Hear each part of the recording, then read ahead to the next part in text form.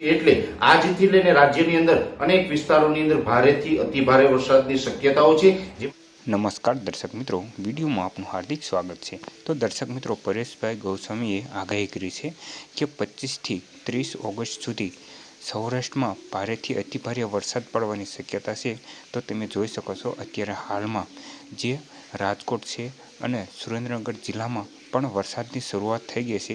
તો સૌરાષ્ટ્રમાં ઘણી જગ્યાએ અત્યારે હાલમાં વરસાદની શરૂઆત થઈ ગઈ છે અને કઈ જગ્યાએ કેટલો વરસાદ છે તે કમેન્ટ બોક્સમાં કમેન્ટ કરીને અવશ્ય જણાવજો।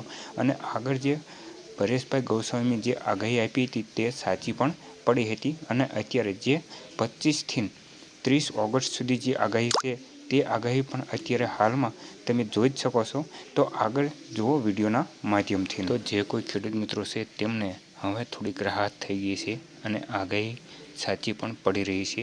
તો તમારા મંતવ્ય શું કહ્યું છે તે કમેન્ટ બોક્સમાં કમેન્ટ કરીને જણાવજો।